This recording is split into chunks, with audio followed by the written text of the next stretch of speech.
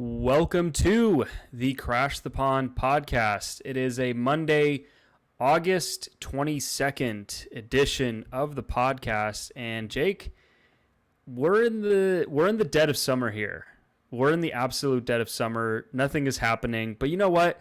What better time to do a podcast as you receive something in the background? I don't know. Oh, wow. Okay, well, here we go. So for those who can't see, because this is an audio format, Jake just brought his newborn baby son, Luke, onto the screen, and he is adorable. My goodness, this is the first baby appearance on the show, and now he's moving the mic. Oh, he's gonna cry now. Okay, sports wise. Jake had a kid. Jake. This is why I asked you beforehand, but that's okay. Why ask anyway? It doesn't matter. It just won't work anyway. Fair enough. So, yeah, Jake has a kid now. Jake is a father. Luke has a father. So that is pretty amazing.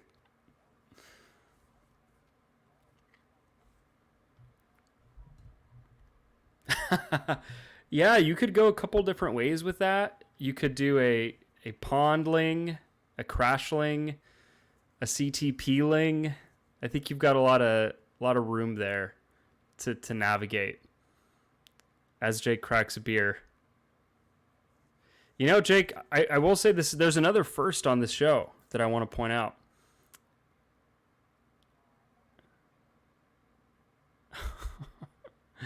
I don't know what I can hear you. Okay, well this is slightly a shit show. That's okay. We're not in mid-season form. This is off-season form, just so everybody knows. So what I wanted to point out that this is a first. Well, first baby appearance, which is amazing. Second first is that Jake has clear video feed. I'm not looking at you through a refracted lens, and it doesn't appear that you have a potato camera. So, congratulations on getting your internet fixed. We all appreciate that. Thank you. I think I'm good now. It's been a journey. Yeah. Okay. I think everyone can hear me now. I think my audio's in. I'll clean this all up now later. But so people on the audio format definitely heard me through all that. People on the video format, both on YouTube and in Twitch. Sorry about that. But yeah, my internet's been fixed. Let's just say while I was out on my podcast paternity leave, Cox decided to actually fix everything, and now I'm getting proper speeds. Yeah, it looks good. Yeah. I'm happy. I'm happy about this. I'm happy for you. There's nothing more annoying as a podcaster than, well, someone who podcasts not from a studio, than bad internet, because that is kind of like the thing you need for everything else to matter. So happy for that. As a result of this being the off season, middle of the off season, where there's really nothing hockey related to talk about in terms of news, we figured that we were just going to dive into some hot topics that have arisen on the good old Twitter machine in the last few days. We'll talk about the World Juniors, and then we'll get into some questions. And I think it'll be fun just to kind of shoot the breeze, talk about bigger picture stuff. And I think that the listeners will get something out of this, hopefully. Yeah, it feels like it's been a while. It's been probably about a month since the listeners heard from me on the main show. So that's right. Time to get my thoughts in. I guess really briefly, I did this on the Patreon episode. I'll do it here again. John Klingberg signing, great piece of business. Absolutely massive piece of business. It's going to be fun this season, guys. It's going to be a lot of fun. Yeah, that's right. The last regular podcast I did was the one with Eric, and we talked about it. You weren't here, and we haven't done one since. No, I was in hospital. That's crazy. Also, by the way, I just want to ask really quickly. Yeah. So, when you say you're in hospital, or you're in the hospital, is there a difference in what that means? Because I hear people use both versions of that. No, it just is what came out of my mouth in that specific moment. I think it means the same thing. I could be wrong. People will might jump in and correct me. But you know what I'm talking about, right? Like I'm not. This isn't out of left field. Not really. Okay, not completely out of left field. I mean, no. I mean, it is kind of out of left field. I don't really know what you're saying. Oh, you've never heard someone say I'm in hospital? Like and anyway, this is totally irrelevant now. Okay. It's August, everyone. Let's get into the topic du jour. So Mason McTavish had by the way, the World Junior Hockey Championship just ended, and it's August 22nd, as I already pointed out, which feels very odd. It was an odd tournament from the looks of it. Sparse attendance and really good final game, it appears. I didn't watch a second of it, but from all indications, it was a good tournament. The substance was good. It was just that nobody was there to watch it, and in large part because it's in a weird time of the year. But Team Canada won the gold medal, which means that Mason McTavish and Olen Zellweger are gold medalists, and more notably, Mason McTavish won the tournament MVP and basically lit the tournament on fire with a crazy, I believe it was 17-point performance over the span of the tournament. So really impressive. I believe he tied a record set by Wayne Gretzky for number of points. So just overall, very, very impressive. What do you take away from it? I mean, it's tough, right? Because we both say on the good and the bad side of things, the World Junior Tournament's really tough to really get a read on because at the end of the day, it's a small sample. And especially this year when it's in the middle of summer, it's hard to really get a read on these guys. But I think it's definitely noteworthy because of the amount of points that he put up and just how much he took over that tournament. And something kind of we go back to with Trevor Zegras. And you look back on the World Junior that he had and how that really felt like his coming out party on the whole. And that's kind of what this felt like for Mason McTavish. And you look back on that World Junior, right? Trevor Zegras, I'd look this up and I'll look this up again right now. But he also set records. Yeah, he also set records. So Zegras at that time, let me get to it very quickly, put up 18 points in 7 games. And then Mason McTavish, had 17 points? Yeah, so he had 17 points, and just to make sure I'm very clear on this so I don't get someone correcting me later on, he led the tournament with 8 goals, 17 points, and he tied Wayne Gretzky and Eric Lindros for the second most points by a Canada player at the WJC. Yeah, and so we look back on that. He's in the same sentence as Wayne Gretzky in a particular record book. Yep. And so kind of we look back on that World Junior for Trevor Zegras, and it felt like his coming out party. You look at the gold medal game and how he came in with that confidence and how he really impacted that tournament on the whole. And I was about to say, well, the only difference there is this was in McTavish's draft plus 1 year, whereas that was Zegras's draft plus 2. But COVID, that was also a January tournament. This is a summer tournament. So it's kind of similar in terms of those regards. That's fair. And so although McTavish didn't really have a draft year, if that makes sense. Yeah. So maybe it evens out. Yeah. Sure. So I was just going to say it kind of evens out with both these guys having these massive tournaments. And you look at McTavish, the points he put up, and also what he was able to do in terms of putting together a signature moment, saving the goal on the goal line. Yeah. That's not necessarily something that I think that you look at from a Ducks fan perspective and say, this is going to translate into something at the NHL. But it just is a really kind of feel-good moment. Let's go with that. Something that puts them on the front page of newspapers, everything like that. And it's an exciting time. And I think also not to be lost in the conversation is the tournament that Olen Zellweger had. And he also was up there in terms of point production for Canadians. And I'm trying to think. led all defensemen with 11 points, so 2 goals, 9 assists. Yeah. And it's the most points by a defenseman in the tournament since Alex Pietrangelo in 2010. So it's been 12 years since someone's come close to this. And I think that there was a play, and to be completely honest, with the baby, I wasn't able to watch a whole lot of this tournament with Luke, or because of times, being on NHL Network, everything like that.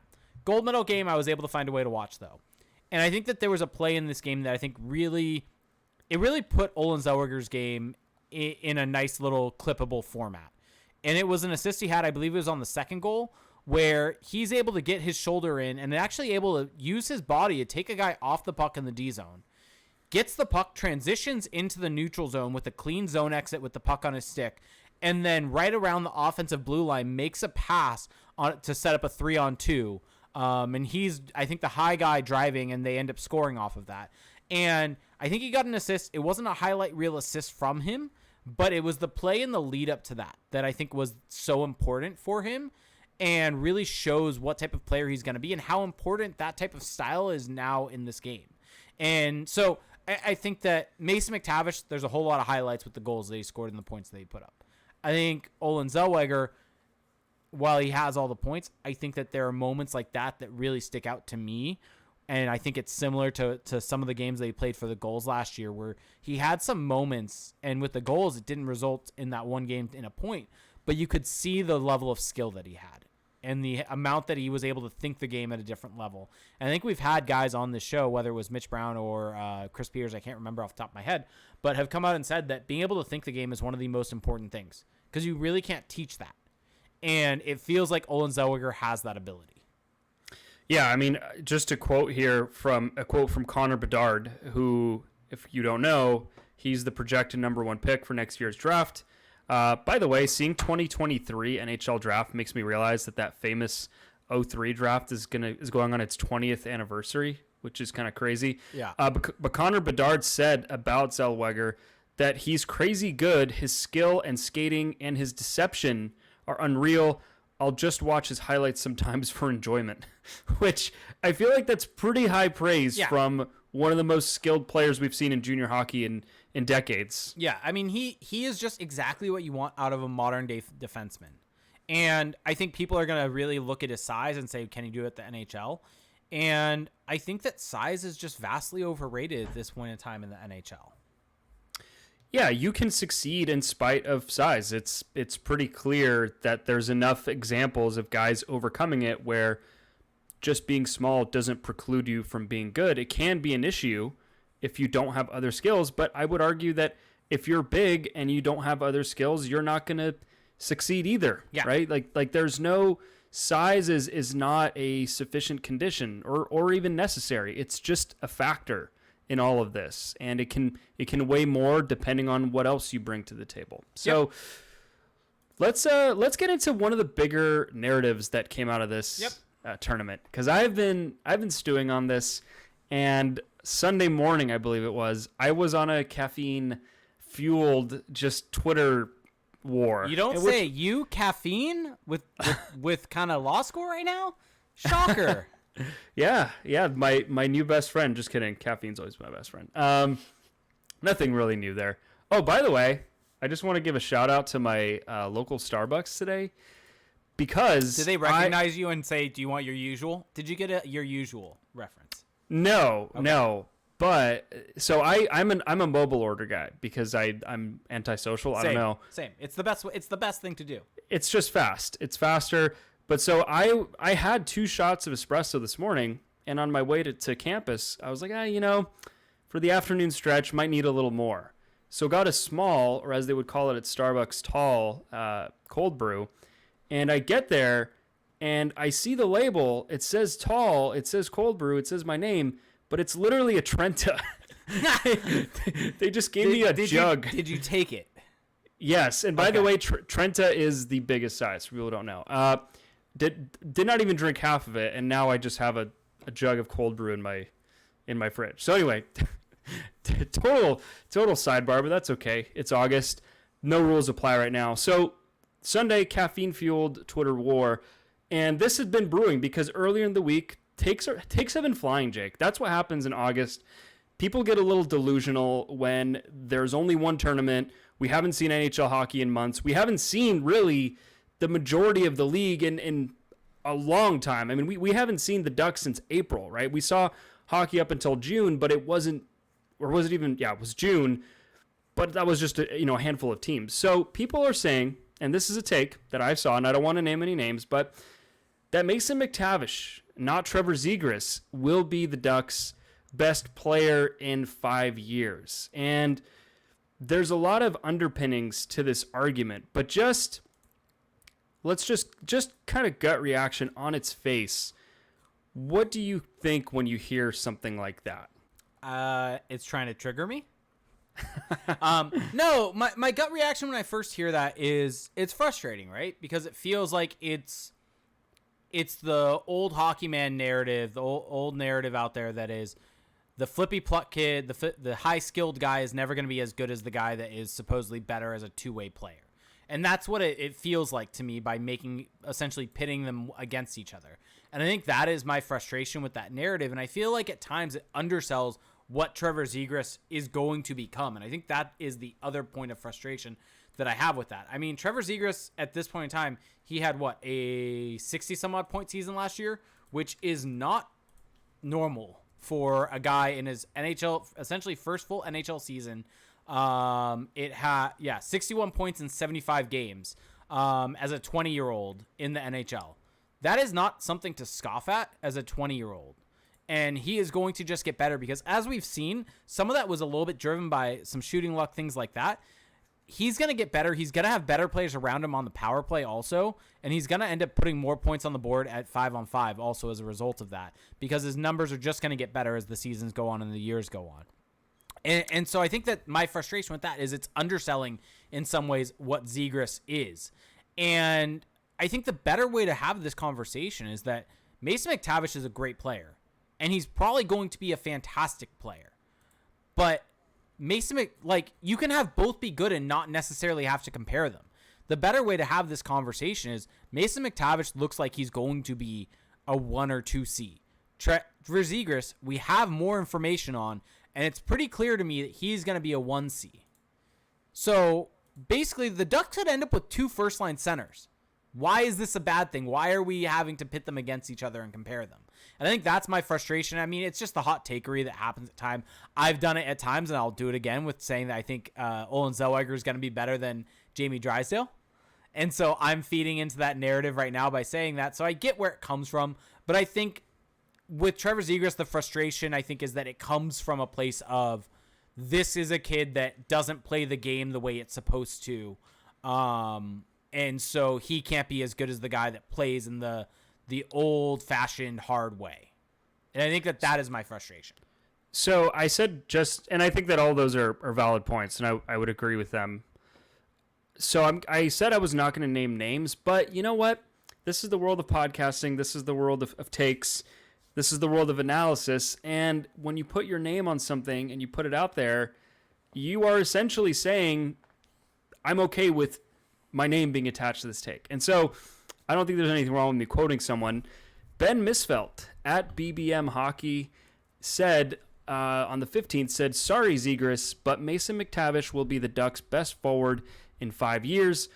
And I just want to quickly iterate that this is a writer for the Prospect Network. So this is a writer, and this is, he's got a decent following. So this isn't just like some random person replying to our tweets or something like that. So he said, sorry, Zegras, but Mason McTavish will be the Ducks' best forward in 5 years.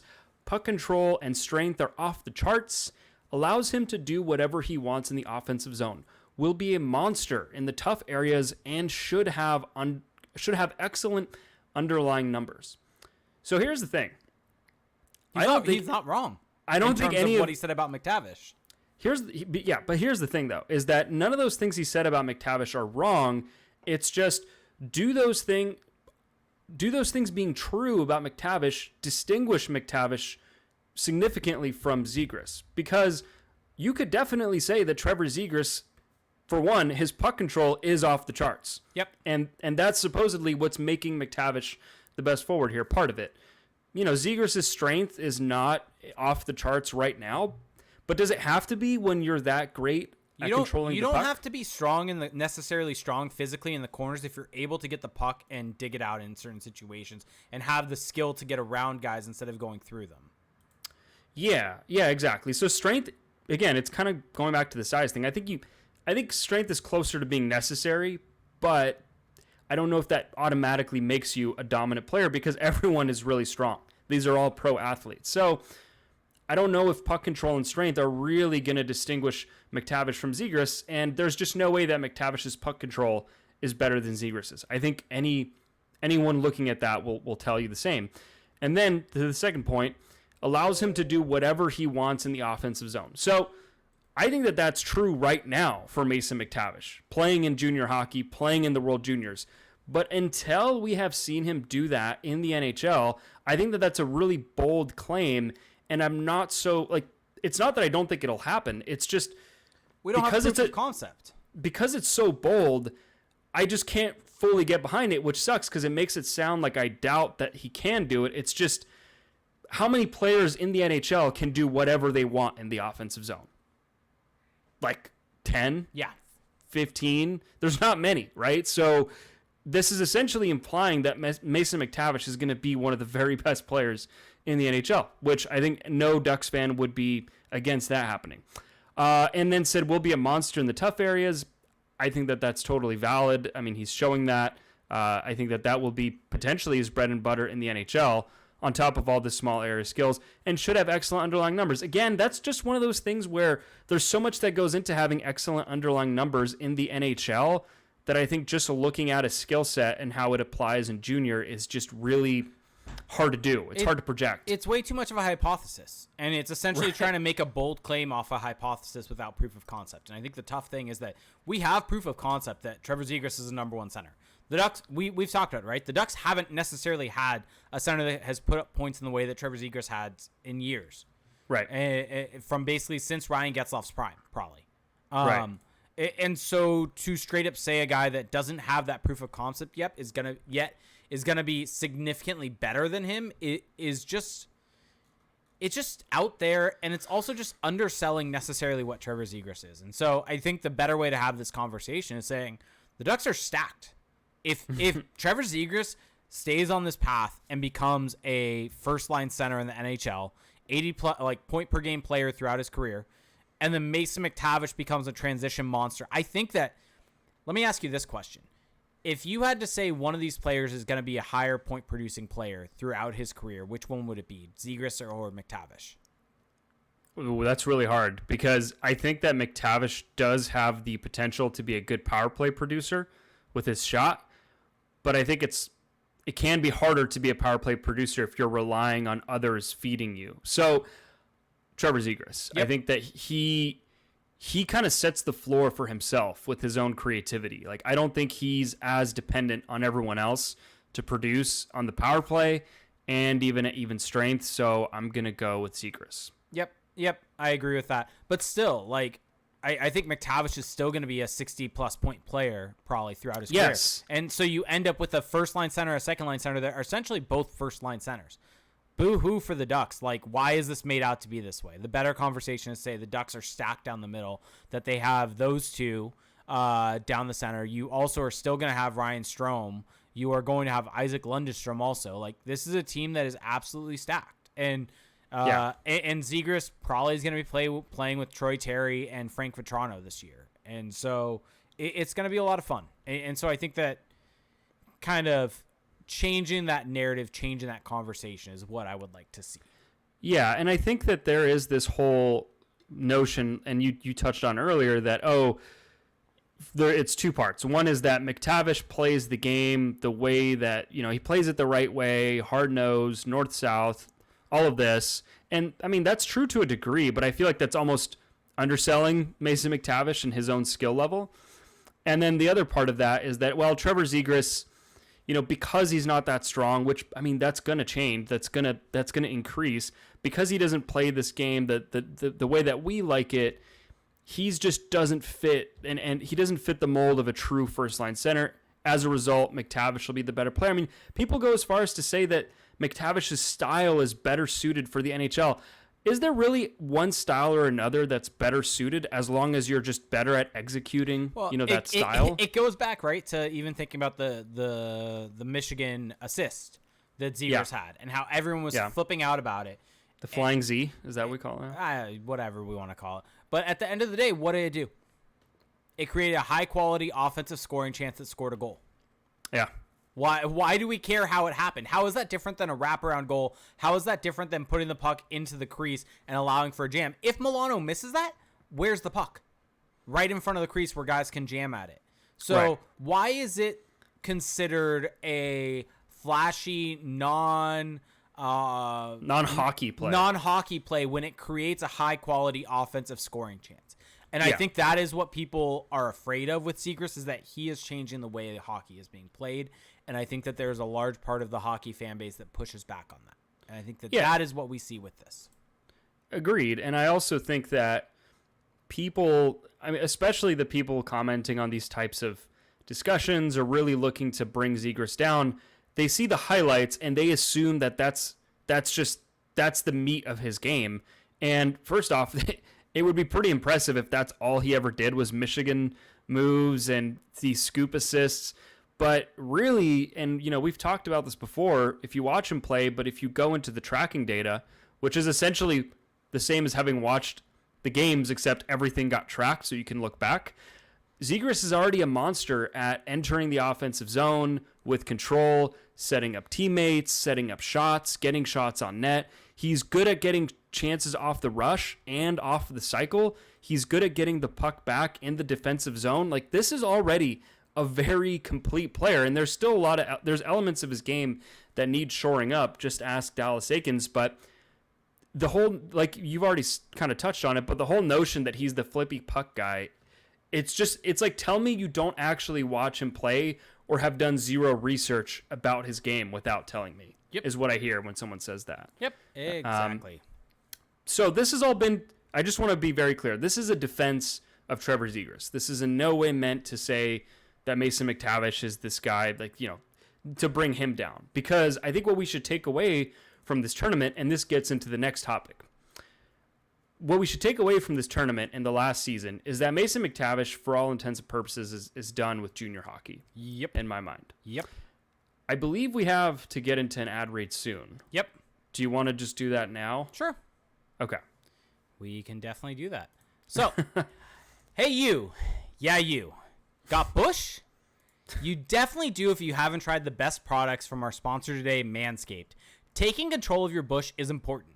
These products are so good, you're going to be showing pride in your new bush-free yard. It's a fact that you will have the best kept nutsack on the cul-de-sac. Save big and be the most hygienic version of yourself by using our discount code CTP for 20% off and free shipping at manscaped.com. So whether you're looking to go bald like an eagle or just in need of a safe trim, Manscaped is dedicated to helping you level up your full body grooming game. The grooming package I highly recommend is the Performance Package 4.0, and inside the package is the Lawnmower 4.0. This electric trimmer is a bush's worst nightmare. The trimmer is designed to reduce grooming accidents and shave hair on loose skin, thanks to a ceramic blade and advanced skin-safe technology. And you have no need for night vision goggles, Felix. This trimmer has an LED light to allow you to mow the lawn in the dark. It's basic landscaping, come on. And when you trim the hedges, the trees stand taller. The second best tool in the performance package is the Weed Whacker. This fine-tuned nose and ear hair trimmer will make sure your nasty nose pubes are under control. Instantly add some pep in your step with the Crop Preserver Ball Deodorant and the Crop Reviver Spray-On Toner. With a performance package purchase, you get 2 free gifts: the Shed Travel Bag and the patented high-performance reduced chafing Manscaped Boxers. They have a bunch of other products on their website also to help you maximize your confidence and grooming game. Get 20% off plus free shipping with our code CTP at manscaped.com. Kate Bush may be trending at the moment, but your bush needs some help. Get 20% off with free shipping at manscaped.com and use our code CTP. It's time you level up from the Amazon to the Amadong with the ultimate bushwhacking tools from Manscaped. Okay. Wow. Wait, Felix, I got a question for you. By the way, now that my internet's back and working and we're back on our old feed, we have some fun graphics that we're running that I was able to run during the ad read. Oh, I see that. That's hilarious. Yep. That's really funny. There you go. Felix, let me ask you this real quick. Yes. Do you know who Kate Bush is and why she would have been trending? Nope and no. So, you know that song, Runnin' Up the Hill, that got really popular? It was an 80s song, got popular because of Stranger Things? No. Well, she's the singer of it. I figured you wouldn't know. Yeah, Running up that hill. That just flew over my head. Mm-hmm. Yeah, but that's normal for me though. I'm pop culture illiterate. Which is why I decided to ask, because I was curious if you would have gotten the reference, and I figured you No, I was actually going to ask you who that was after the show, but you decided to show me up on air, which I always appreciate. I mean, it took me a quick second as I was reading. I was like, oh, yeah, that's why. So, okay. Mason McTavish. Is there any reason to send him back to junior hockey next season? No. I don't think so either. Because here's what people always say about a guy in junior hockey, a top prospect, is that he must dominate his level, let him play among his peers, let him truly dominate, and so that way he can build up his confidence, before making the jump. Well, what else does he need to do? He completely torched the OHL this year. He's dominated the World Junior Championship. He dominated the OHL playoffs. I just don't really see what the case is for sending him back. And just to make it clear, so this season he had 47 points in 29 games in the OHL, which, maybe you could say, okay, that's just not a lot of games. That could be an argument. And then in the playoffs, he had 29 points in 19 games. 19 games. So I just, how much more do you need to see of this in the OHL? Yeah, and I think at a certain point, there is some complacency that can end up in a guy's game. And and so I think that is something you have to be cognizant of. And when you end up with a guy that's going into his final year of junior, playing against guys that are 16 years old, that he is just, quite frankly, more physically mature than. Yeah. What does he have to gain there? And I think when you're looking at it from the development perspective, I think that he gains a whole lot more by being in the NHL next year as compared to being in junior hockey and dominating that, because he's already done that this year. Or done that this last year. And so I really don't necessarily see what they're scanning. I don't really get the argument of sending him back, because it's just, like I said, you can get complacent in junior. You can build bad habits because they're successful. Those bad habits don't come back to bite you in junior hockey. And I think that is something that you really have to be wary of with a guy like McTavish. And I think having him be in the NHL is just going to be more beneficial for him. I think it's going to be more beneficial for the Ducks. I think it's just the better situation overall because he's ready, quite frankly. And I think at this point in time, I think with where the league has gone, with how players are protected by the league, and I know that a lot of people do, and even me, bring up points that they need to suspend more stuff.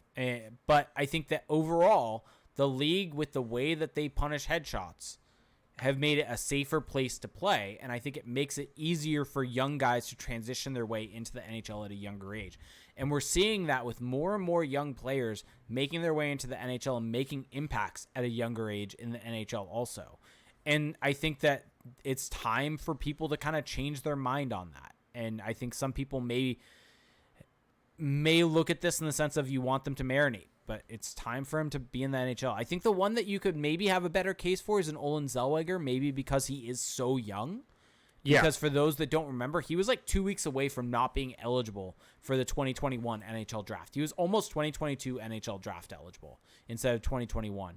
But I still think he gets games in the NHL. I think after the tournament that he's had, I think he's... And the season he had 78 points in 55 games. I think he's going to at least get a couple games in the NHL. I think that's just going to happen.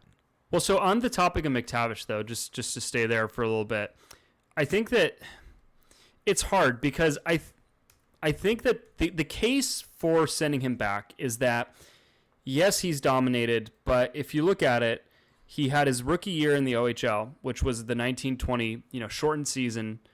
He played 57 games, didn't get to play the following year. Then this last season, he played 29 games in the OHL.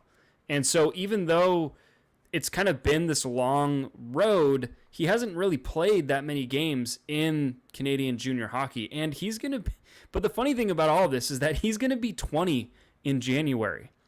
He was he's 1 month away, because when's his birthday specifically in January? January 30th. So if he was born, I think 31 days earlier, he would have been in the AHL this year. Right. So I think that so this is kind of where I come at this from is, what do you value more? Is it the amount of games that he's played at a certain level? Does that outweigh the age, or does that have a relationship with the age? Or in the case of Zellweger, do you look at the fact that he's so young, or do you look at the fact that he's had 2 full seasons in the WHL. So I think that there's competing theories here, and I don't think that there's a right or wrong answer.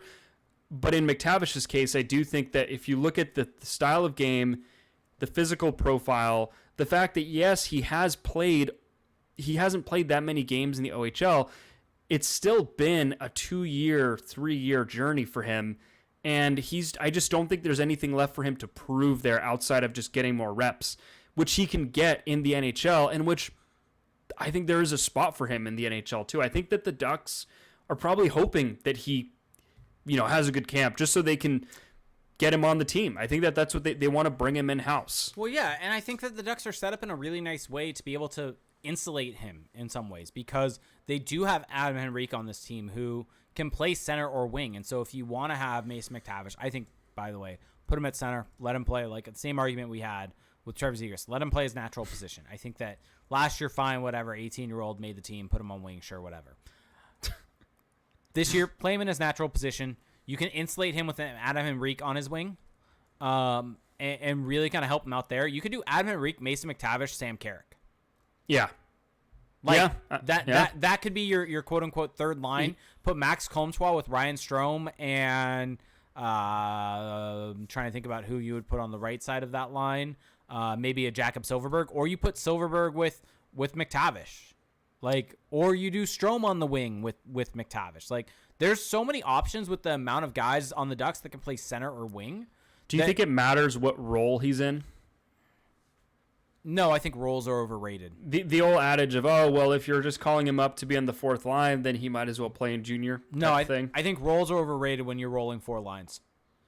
If you're rolling 4 lines and the fourth line is playing 10 to 12 minutes, no matter what, it doesn't matter if he's a fourth liner, because he's still going to be getting 12 minutes a game and going to be getting that experience and work his way up the lineup also. Let me ask you this.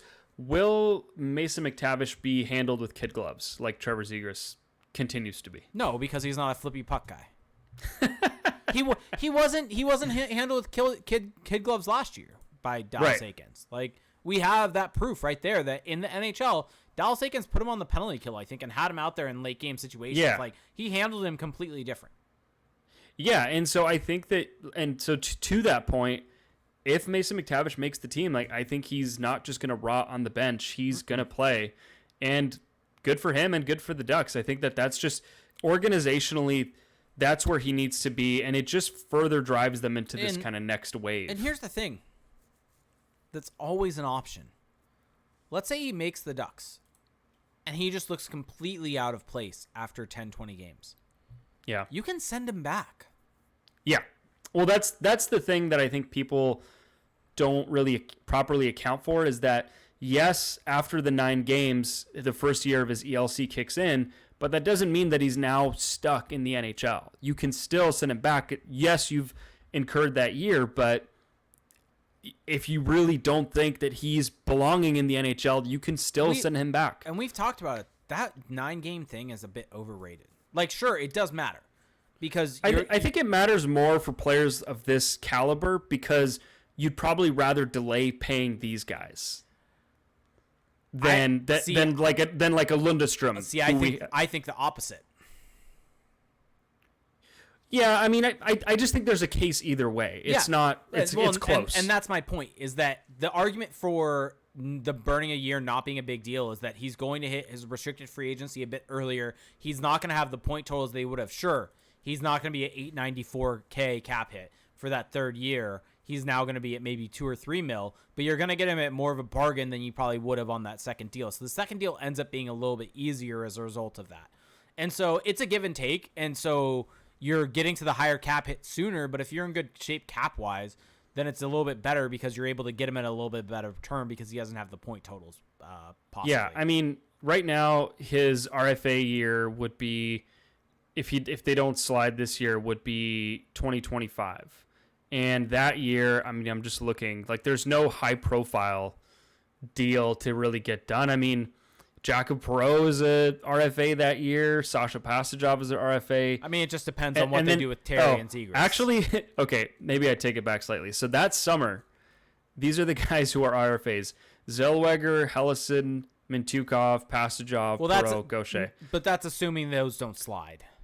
Yeah, so that could move around for sure. Perot won't slide. Passagov probably will slide. Like, the Gaucher is going to slide. Like, those are the guys that are all going to slide. Even though I know that you said Nathan Gaucher makes the Ducks out of camp. That was your bold prediction. I'm still here, and more people are with me now. The people are with me. You know what's funny is that Mason McTavish is just listed on the Ducks roster on Cap Friendly. Like, he's not like in the minors or in the reserves. He's just on the team. I mean, to be fair, Glenn Godden also is. Hey, don't let the facts get in the way of a good story. I mean, Glenn Godden technically is on a one-way deal. Yeah, but it's one way. Sorry, it's one way for the first year. The second year's two-way. Yeah, that's weird. Oh no, never mind. It is two-way no matter. No, never mind. No. It's two-way the second year. You were right the first time. Yeah. Don't doubt yourself. I know. Sometimes I just gotta trust myself. Okay, so we've spent some time on this. I do want to try to keep this somewhat of a tight timeline. So one other point I wanted to get into with you, which might make me seem like a hypocrite, and us hypocrite with, hey, don't compare them, don't use one to disparage the other. You have a point, which I have time for, is that. Well, actually, why don't you tell us your hot take? I don't want to ruin it for everyone else. This is more so because of, I think, where you and I both are at with Drysdale. I think that the proof with Drysdale isn't necessarily there. Well, can you say the take? Yeah, I was about. I already said it. Zellweger is going to be a better defenseman long term for the Ducks than Jamie Drysdale is. Wow. And I think the difference between this and the Zegras take, and I think that this is more so why I'm okay saying this, is that the Zegras take is mainly rooted, I think, in that old school hockey mentality of this flippy puck kid's not going to be good. He can't sustain this. He's not going to keep this going. Whereas I think that, and there's proof of concept with Zegras being a first-line center. Jamie Drysdale, you and I both have our concerns out with some of the tracking data, some of the RIPM data, things like that I think he's going to be a good defenseman in this league. Yeah. I think he's going to essentially be like a Cam Fowler, where he's never going to be essentially your top, a number one defenseman. And like a true number one. Like, I think Cam Fowler's the best defenseman on this team, but this is correct. For the last couple of years, he has been, and for the last couple of years, they've been terrible. Correct. So, I think Jamie Drysdale is going to be more so like that. I don't necessarily, I know people will point to the point totals that he put up this points, year. Jake. What about the points? But I don't think he has the offensive ceiling that some people are looking at. And that was honestly something I can remember looking at and some people mentioning when he got drafted, was that there were a lot of people who are focusing on his offensive ability, but there were some smarter people out there like a Scott Wheeler that said, I don't necessarily see him as a power play quarterback. I think his defensive game is actually is very underrated at this point in time. And I think that that's something that we could see grow in the NHL still, because that's something where he would look lost at various points in time, but he grew into that, I think, a bit last year.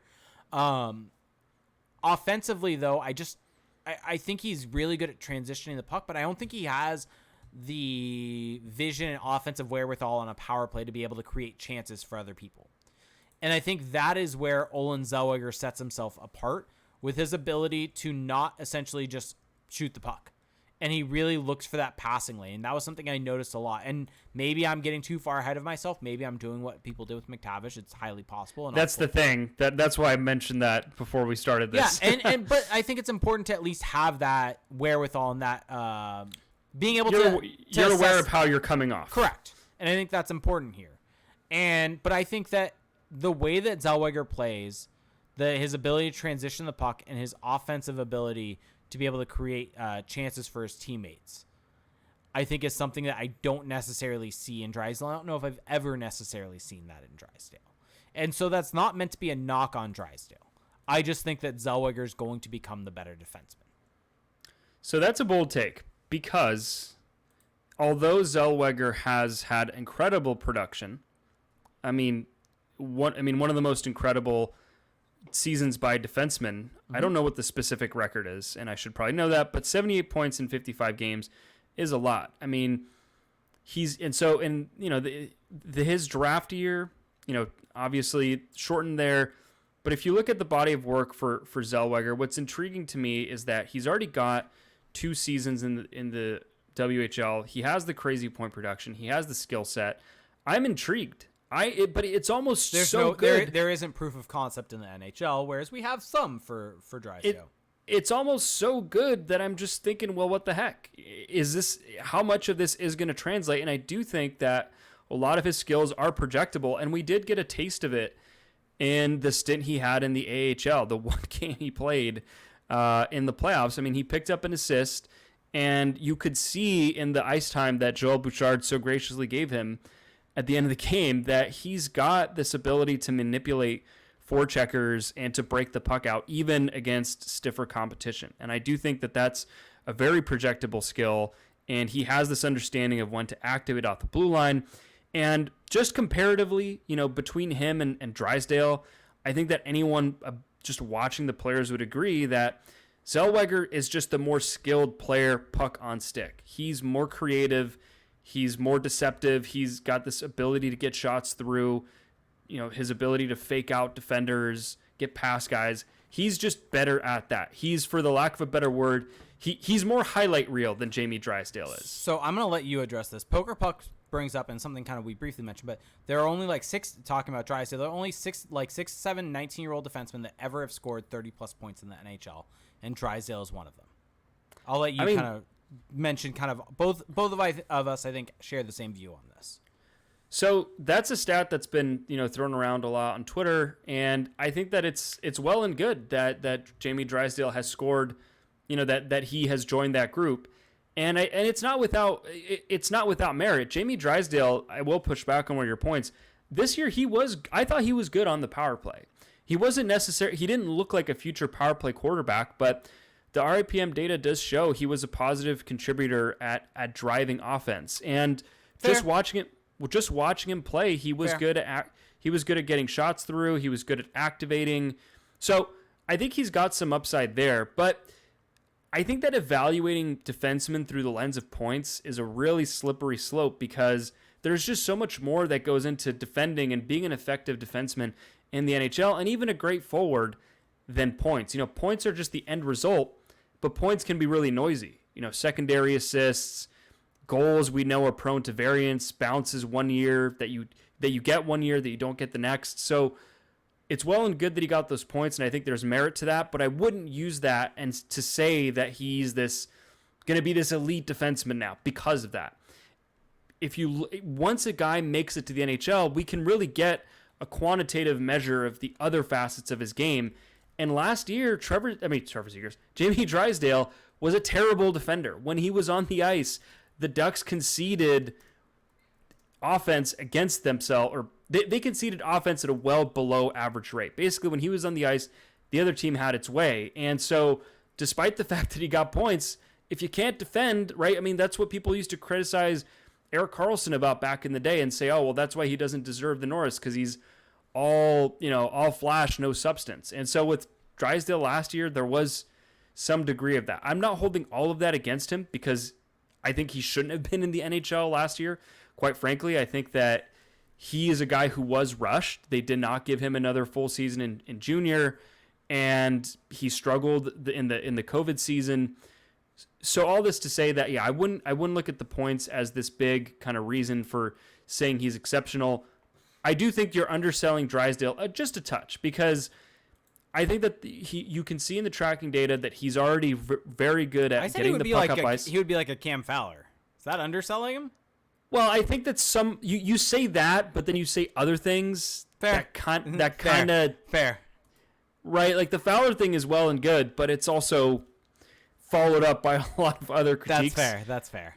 I think that, just to put it simply, his potential to me right now is a very good, very, very good top 4 defenseman who's not going to necessarily be elite at getting, points, but is just going to be excellent in all 3 zones. I think that that's his ceiling right now. Yep. I think his floor is probably just a very good second pairing defenseman. That's his floor. I think he's shown enough. Now for Zellweger, because so much of his value is dependent on his ability to create plays and to get offense, I need to see it to really to go as far as you're going right now. Fair. So, anyway. All right. It's a bold take, but we should get into questions. So we're going to start with Twitter, actually. Then we've got a bunch. And then we will move, or actually no. Scratch that. Starting with Discord. Starting with our Patreon Discord. We're going there. These are the people that support us on there. we're going to go there first. Darko Theory said, do you think that Elite Sam Steele ends up somewhere in the NHL this year? I hope so. Yeah, I think he probably will take a PTO at this point in time. And then preseason, who do you think will be last place this year, and what would you be willing to give up for their first in 2023? I think that just means in general. Who do you think will be in last place? I think Arizona, and it would take way too much. Yeah, no, I don't think anyone's giving that up if they're in that position. Olaf is Berserker said, who's likely to get more ice time in the NHL this year, Mintyukov or Zellweger? Zellweger. I think Mintyukov's going to get a season in junior again. Yep. Our good friend, Green Bastard, just loves bringing up these types of questions. What does Ian Moore's plus-minus of +1 of the World Junior Championship so far, this is on August 15th, say about his long-term outlook in the NHL? Yeah, future Norris Trophy winner. There you go, Plus-minus means everything. And JJ Stone Drums, to kind of what we just talked about, saying, is it bad/weird that I'm more hyped for Zellweger than I ever was for Drysdale? I don't think it's weird because, especially if you listen to our show, you may have been a little disappointed in the Drysdale pick to begin with. And I think that's always, at least for me, kind of colored the analysis of him. But I think we shouldn't get so down on Drysdale. I still think he's going to be good, but it's not weird. I mean, Zellweger is a very exciting player, and he is, like I said, more highlight reel than Drysdale. Hattori Hanzo said, thoughts on a Ducks color scheme with eggplant and orange.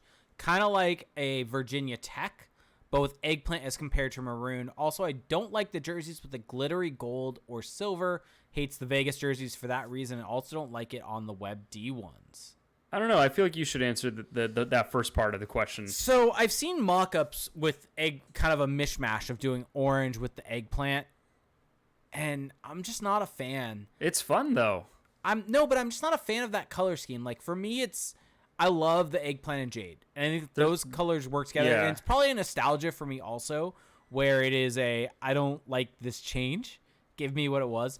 Being also, complete sidebar, I was looking at Etsy today for Mighty Duck shirts because I was scrolling through TikTok, saw a random TikTok with a guy wearing a cutoff Mighty Duck shirt, and it looked amazing, and I might buy it. I found it on Etsy, but it's only in a medium. We'll see.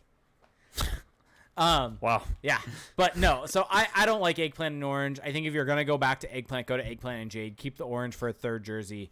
I agree with that. And do that with the Web D there. Agreed.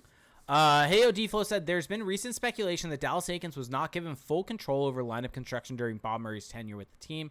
Do you suspect this was the case? And if so, does that bode well for potential lineup optimization on the Ducks this season if Murray was indeed calling the shots? I think this is such a hard one to answer because there's just too much to get into. My quick and easy answer will be that hopefully, yes. Hopefully that maybe the lineups will be better, but the one rebuttal I have is things didn't necessarily change. They got worse once Bob Murray was Well, yeah, we could do another podcast on this question alone.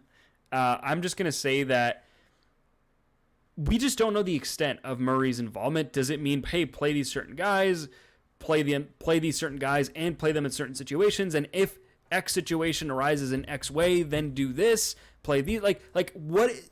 We just don't know the extent. And so to say that, to basically let Eakins off the hook for bad decisions because Murray had influence on the team, I think people need to understand that, GMs have influence on the team. They have influence on the way the lineup is constructed, and that can vary from team to team. So for this point to really matter, we would need to know that Murray's influence was just so outrageously beyond what any other GM would do to really fully let Eakins off the hook. And we don't know that, so I'm not letting it off the hook. So we'll just see. That's it's my also answer. Just a whole lot of conjecture there when all the information we have is what the lineups are. Well, I just feel like people use this very opaque situation where, there was influence and Bob Murray was calling some shots to then just basically say we know nothing about Dallas Eakins.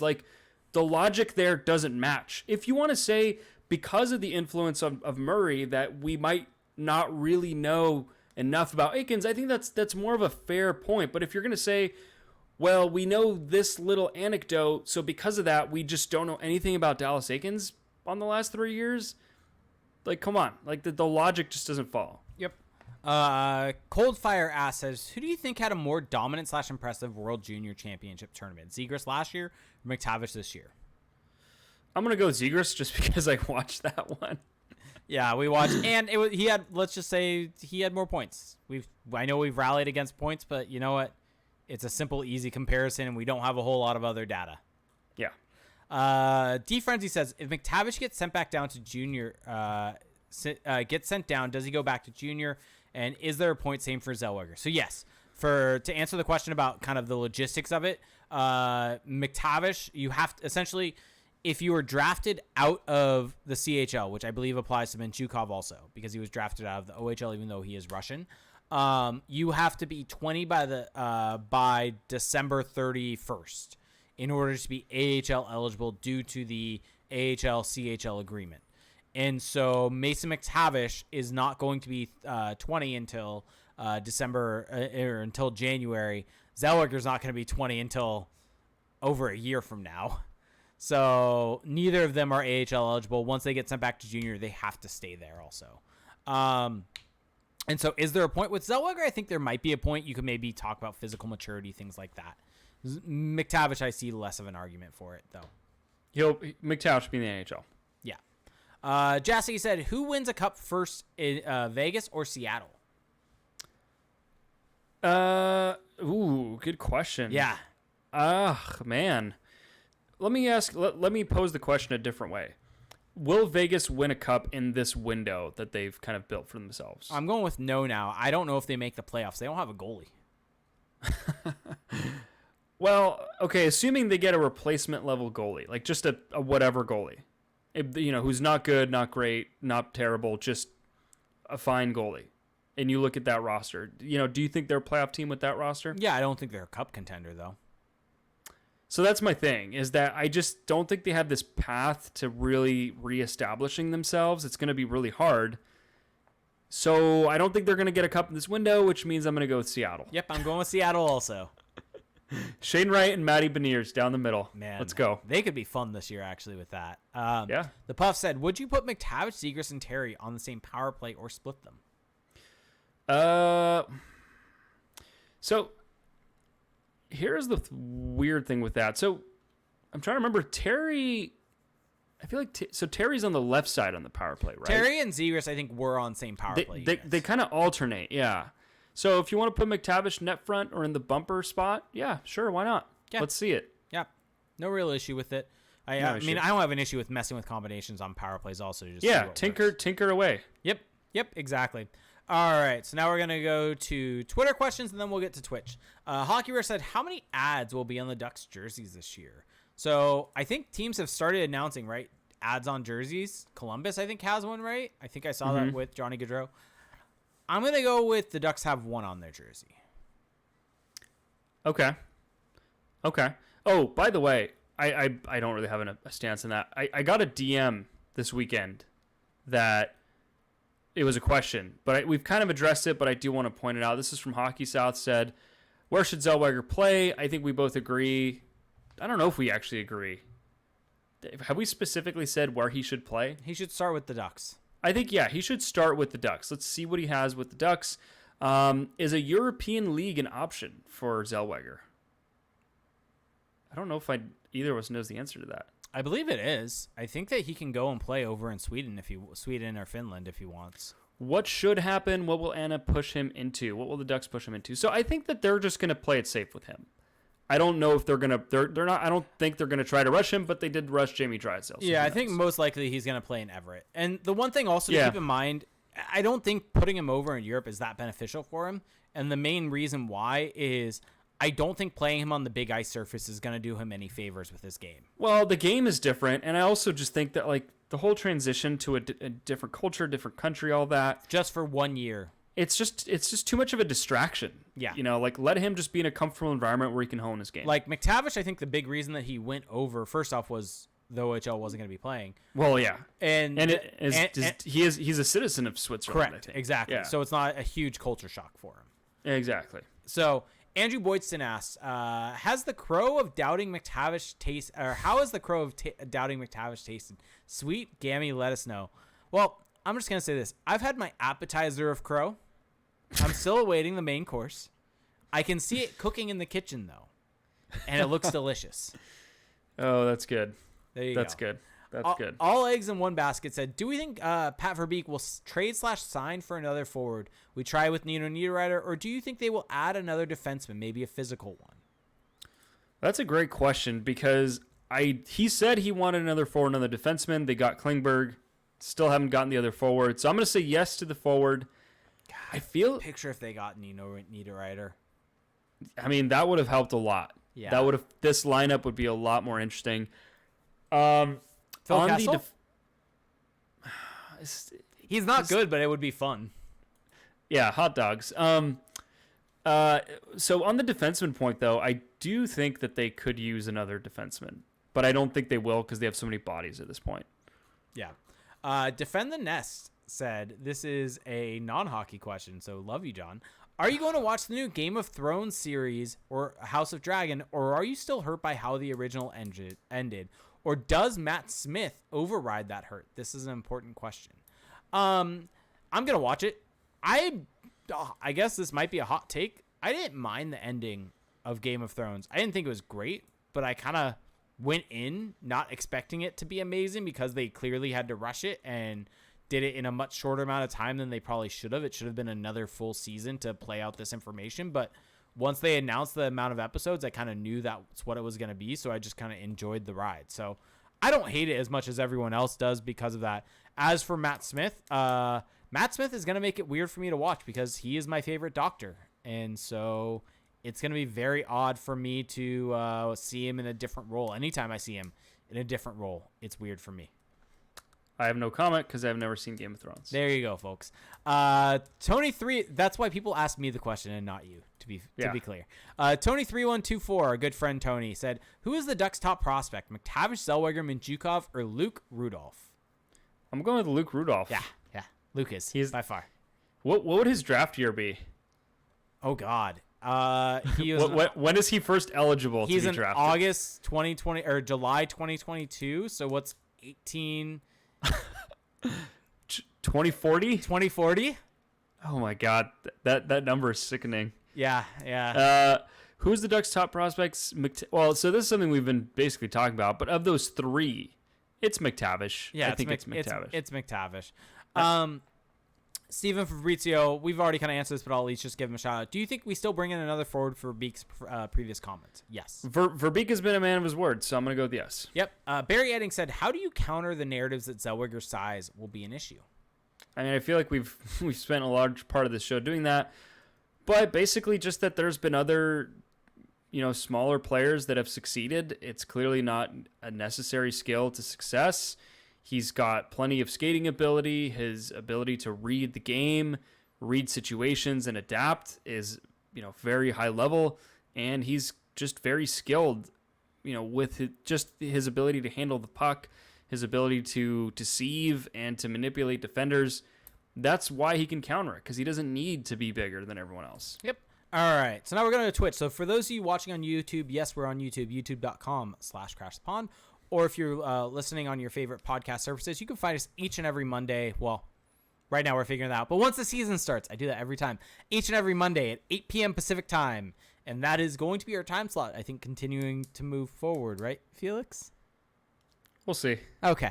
There you go. Things are up in the air with baby and law school. But as of right now, plans are to stay at 8 p.m. once the season begins and preseason begins, everything like that.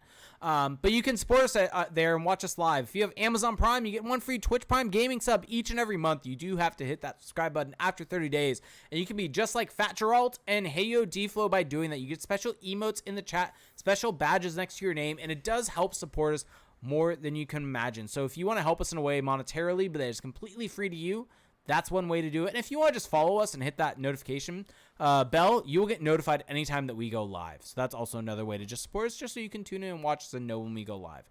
So, Fat Gerald asks us, this is an interesting question. Should Ducks fans be concerned if Henry Thrun and Jackson Lacombe don't sign? And follow up, where do they fit on the depth chart? I'm going to go with no, because if they don't sign, I think that tells me that they probably...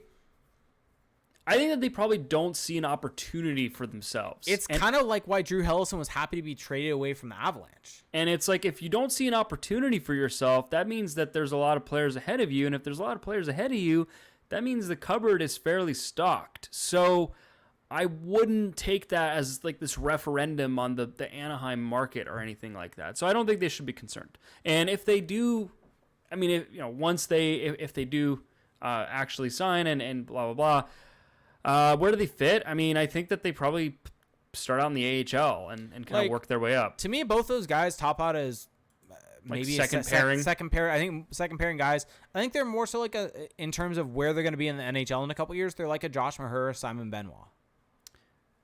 Yeah, I would say a little high. Couple of years. Right. I mean, I think that their ceiling is higher than those two for sure. But yes, I understand. I don't know. Mahura's ceiling was pretty high at the time. Yeah, that's fair. Like Mahura was a second round pick. That's fair. Like, fair point. Yeah. Chunky. I guess I'm thinking Benoit. Yeah, Benoit was undrafted, but Benoit also has way exceeded what you would expect from that type of player. Yes. Chunky Tinsel 90 said, question, will the Ducks ever get away from the current color combo? Maybe bring back the eggplant teal black combo. I'm just gonna jump in. It's jade. That's a minor pet peeve of mine. It's jade, not teal. Teal is the Sharks. That's why you hate it. Correct. That is a big reason why I don't like the 25th anniversary jersey. I thought it was aqua.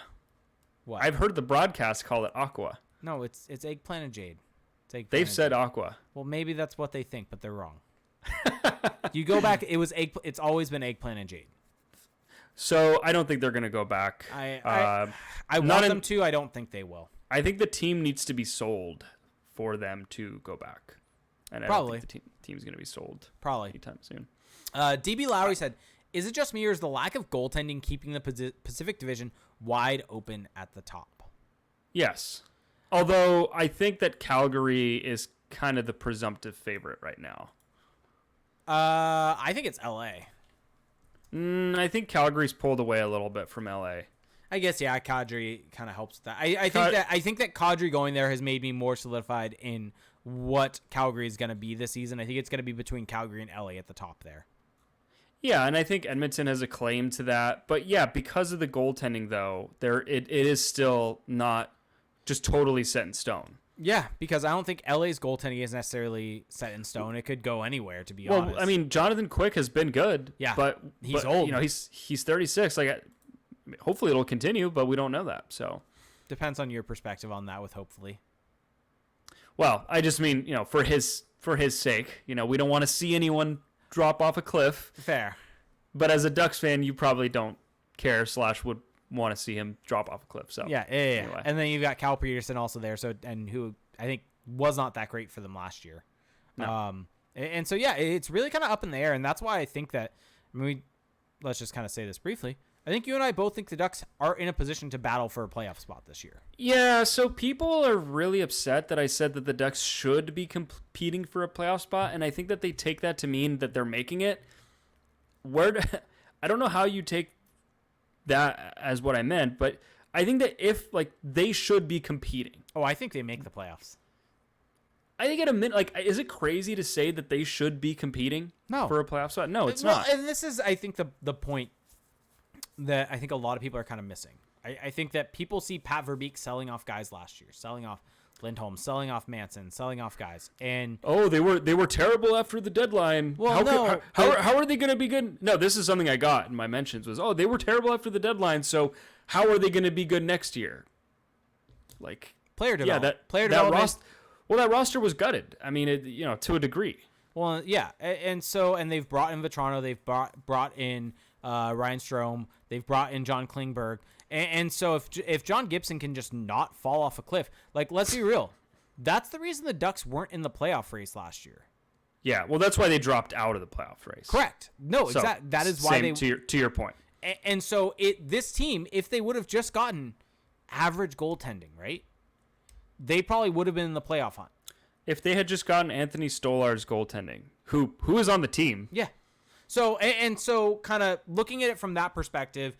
And you take out Manson, you take out Lindholm, you take out Raquel, but you add in Vetrano, That's the thing. You add in Strome, you add in Klingberg. You have another year of development from Trevor Zegras. You add in Mason McTavish. You add in another year of development from Troy Terry, another year of development from Jamie Drysdale. All these guys, and as long as you get average goaltending from John Gibson, this is a team that's going to be in the playoff hunt because that's where they were last year. And that was right around where they should have been also at that point in time. Yeah, and I feel like something we're not talking about enough is that the Ducks' power plays should be good.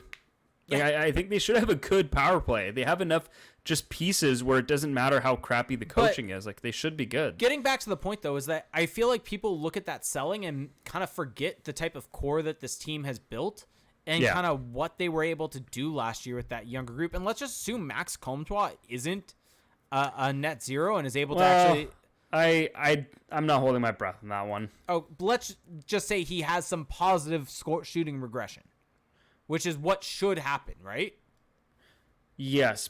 Well, I'm not thinking about that I'm not thinking about production for him. It's just last year he was just even with him being that bad of an on ice perspective, he still should have pitched in some more points, which helps win games just because of the percentage of the shooting percentage that he had. Sure. And so all of that being said, this team is not much different in terms of overall quality, in terms of the players on the team between this year and last year. And then you also factor in the development of guys. And I feel like people also overestimate how Hampus Lindholm was last year. Well, that's the whole thing, right? Is that, they lost Lindholm. He was this key piece. He wasn't really playing that well. And, I mean, Raquel was okay-ish. Vetrano could be better than Raquel was for the Ducks last year. Yeah, and I think Klingberg is going to be more impactful than Lindholm. Yeah. Lindholm was on the power play. Who's better on the power play for this team, Lindholm or Klingberg? Remember that? That statement just literally made me physically recoil. I forgot about that until this split second. I hadn't thought about it in a long time. I'm going to go back to not thinking about it. You've upgraded from Hampus Lindholm to John Klingberg on your power play unit. Yes. Yeah, let's go with that. Patch29141 said, question, can the Ducks really compete for the playoffs without adding a D-man? Really feels they are missing a top 4 guy. That's fair, but I think that one may arise out of the heap of I don't think that you need 4 NHL, you don't need 4 nominally top 4 defensemen to have a good top 4. You just need 2 pairings that work really well together. And so if Jamie Drysdale can show that he can carry a guy, or they move Fowler around, you don't really need 4 guys. You need 2 pairings that work. Do you remember the Mahura-Benoit pairing was actually really good together? Yeah. I mean, that's the thing. I think that their blue line is still very much a work in progress. I think the thing that we're not counting enough is I think Kevin Shattenkirk is going to be on the 3rd pairing. And I think that, he wasn't good last year, but he was good the year before, or at least, he was better the year before. I think he has a chance to be effective from that spot, and that may help shore it up as well. Yep. All right. Let's just end with this one because we're at an hour 15 right now. DB Lowry says, does Pat Verbeek shop Stolars at the deadline? Should. I think it depends on where they're at. Or trades Gibson and extends Stolars. Yeah, we went from being over 50% Gibson's being traded to now I'm at maybe 10%. 0. 5 to 10%. Yeah. Something like that. So do you buy the rumors now? Do you go back and do you take back all of your opinions on that and buy what his agent? No, I think that there probably was something going on and nothing materialized. That's okay. That's not a crazy thing. Okay. I'll let you have that. All right. Anything else?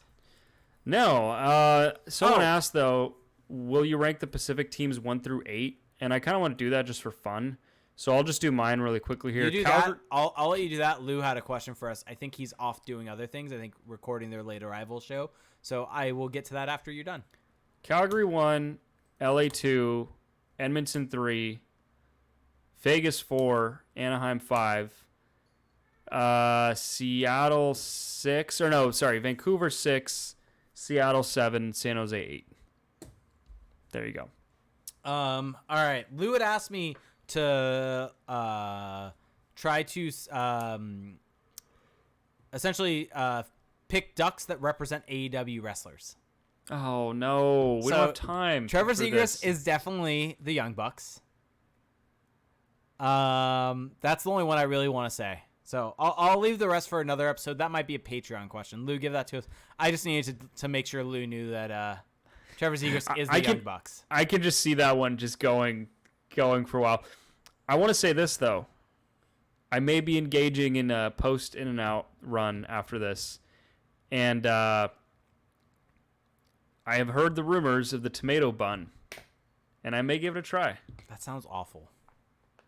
It just looks messy. No, but I'm curious. It sounds awful. I'm curious. Do you not like tomatoes? No. Oh, well, you also don't like eggs. I don't. Which are a pillar food. But guess what? I have been a great husband over my paternity leave, and every morning I've made my wife eggs. Wow. How does she like her eggs? We need to know this. I mean, I don't really know how different eggs are made, but she likes... I crack an egg in. No, I don't know how... I don't eat eggs. How do you not know this? I don't eat eggs. Why would I know the different ways they're made? How are you this uncultured? Because I don't eat them. Scrambled. Genki Horiguchi, or Horiguchi's barber said QT Marshall is Derek Grant. Oh, that's harsh on QT Marshall. I think QT Marshall at least knows he's horrible. Hold on. Like it's part of his gimmick that he's that bad. You're doing the delay / deflect. Yeah. Why would I know? I just know scrambled. Maybe it's like over medium or over easy. I don't know. Where I crack the eggs in there, and then I don't scramble them. I let them cook, and then I flip it and try to not break the yolk. Okay. I think that's like over medium. I'm just gonna walk away. I'm gonna wash my hands of this weirdness, and we'll be better for it. Do you know how different things are made that you don't like? Well, I just feel like eggs are a very basic thing that everyone seems to know, like the different types of eggs, and I think that you probably know more than you were letting on. No, I don't. I tried to throw you a bone. I mean, eggs, like me not knowing like the Game of Thrones ending is just fundamentally different than you not knowing the difference between types of eggs, like the way they're made. Like, it's honestly not. To be fair, I will say that good comparison. To be fair, that is a great comparison. More people know in this world the different types of eggs than know how Game of Thrones ended. I will promise you that. I don't often make promises, but that is one of them. Like, come on. I don't eat them. Why would I know that? I don't like them. Because you're in this small sliver of the population that doesn't eat eggs. That's the thing. Do you know all the different varieties of pies and what the different types do and what the difference? No, but eggs are more common than pies. Like, eggs are basic. This is a basic food. I don't eat it. Why would I know? I don't understand how this is controversial. Your rationale for not knowing them, I understand it, but the whole thing is just effed up to begin with. So, anyway, man, I don't know. You've that's gonna change how I look at you. The chat is saying they've never heard you this appalled. I guess I don't know. I will say this on the tomatoes. I just don't like tomatoes raw. How would you prefer them? Sun-dried tomato I'm good with. A pasta sauce I'm good with. Okay. I see what you're saying. Pico de gallo I'm good with. You know, I do want to point out to you, Jake, that the tomatoes in Pico de Gallo. Oh, don't get Ferdiduck started. I saw his response that the citrus of the lime makes it that they're not raw. So boom. Okay. Hold on a second. Have we gotten away from what the word raw means? Raw means not cooked, right? That's what it means. Maybe to some it means unseasoned. Maybe that's a definition. But the plain English definition of raw is uncooked. I'm not going to look it up because, common sense has to prevail here. So if it's not cooked, then it's raw in your pico de gallo. You like raw tomatoes. You've eaten them. I am looking right now. Give me one sec. I'm looking. If properly made, Oh, damn it. It was about onions, not tomatoes. Crap. Do you like onions? Yeah, I'm good with onions. Okay. Damn That it. redeems you. Sorry, Ferda. I misrepresented his point. It was about the onions not being raw, not the tomatoes. Oh, okay. God, that just set me off too. Damn it. You just wasted some of my energy here. Okay. Sorry for misrepresenting. No, tomatoes, it's more so just if they're like by themselves. Okay. Yeah, I understand what you're saying. Yeah, I mean, you just haven't had a good tomato. A great tomato, preferably, from someone's garden. That's usually the best. You know what you should do? You know what I have in my garden, by the way? Some great lemons. A lemon tree that is starting to bear a lot of fruit. Get a tomato plant going in your backyard. I challenge you to do that. No, why would I do that? I don't like tomatoes. I challenge you to do that. I guess I could cook them and stuff. And you would thank me. But what if DB Lowry says, but what if the tomatoes are in a Taco Bell burrito? What's the context here in regards to what? I don't know. I don't know either. What if they are in a Taco Bell burrito? Then they're tomatoes. It's Taco Bell. The only thing that's good at Taco Bell, and I will give them this, are Crunchwrap Supremes. Yeah, I think the chalupa. Nope. Wow. Bold. Crunchwrap Supremes, and that's it. I don't think that's. You could have worse takes than that. You definitely have worse takes than that. Okay. We should wrap up because it is time. It is late. I have reading to do. I have Jake has to take care of his child. Can we call him the child? I think that'd be kind of funny. Yeah. I mean, he has Grogu covering on one of his changing pads. He has a bunch of, his entire room is Star Wars. I mean, he is named Luke. Yeah. Yeah, it's a good name, though. I think it works. He's definitely going to hate Star Wars on going at this rate. Let me ask you this. Are you going to teach him how to skate at a young age? I'll probably teach him how to rollerblade first. Okay. I mean, that's easier. Yeah. Yeah. You don't have to take him to an ice rink. Is it weird that my first thought went to skateboarding, not actually ice skating? Yes. Why? We do a hockey show. Yeah, but we talk about skating. But I'm so excited to get him on a skateboard. Yeah, I mean that's fine. I'm glad you're excited, but I think that's where my brain first went to that. I think you should teach him how to ice skate young. I mean, because maybe you'll have to travel down here and teach him. If you do that, I like it. Just seems to me like everyone I know that started skating really young is just good at hockey forever. Like they're always the better players on your beer league teams or whatever. So set him up for a life of beer league success. That's what we want. to be a silver player in beer league. Is he going to be a skater boy? I almost put that on the caption when we had him in Vans. He was a skater boy. He said, "See you later, girl." Huh? Wait, what? I mean, the lyric isn't actually that, but still. Confusion, as always. You don't know that? Wait, what?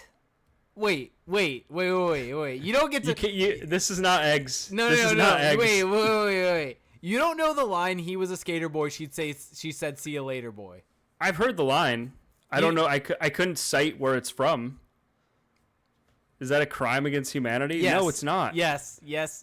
You not knowing the difference between eggs is like way worse than me not knowing some random song. You not knowing the quintessential late 90s, early 2000 pop punk banger from Avril Lavigne is a pure shame.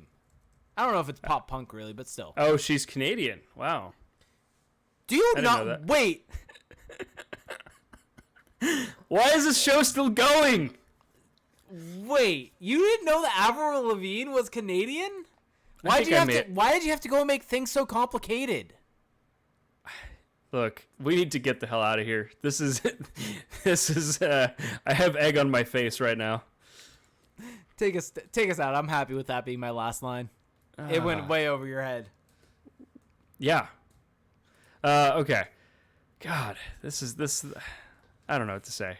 I'm just going to say that if you enjoyed this show, if you're having a great summer and you want to spread the joy and help us keep this thing going into the the actual regular season, check out our Patreon. Just go to patreon.com/crashthepond. Got different levels of support there. $1 a month, you get access to our Discord. It's so much fun Check it out. $5, you get access to that, plus bonus episodes. So just go to the link. It's on my Twitter. So go to my Twitter at Felix_Sicard. I have the appropriate link now in my profile. Oh, wait, you did that now? I had You had an AC pod for like 3 years. I had it as patreon.com/acpod in memoriam of the Anaheim Calling podcast we should do, which is now this podcast. The lineage is there. And then Jake called it out, and then I just had it up there to spite him. And the other day I was looking at my profile, I was like, I should change that. So just go to my Twitter, follow that link. Yeah, think about all the followers you've gotten since then that that have not become patrons because you had the wrong link. Yeah, I am the reason this podcast has not reached, fame and fortune. Mm-hmm. It's put it on me. Yep, put it on me. That's okay. Man, I'm just losing it. Check us out. Apple Podcasts, search Crash the Pond. Spotify, we're there too. We're on YouTube. Jake is on Twitter at ReindeerGames91.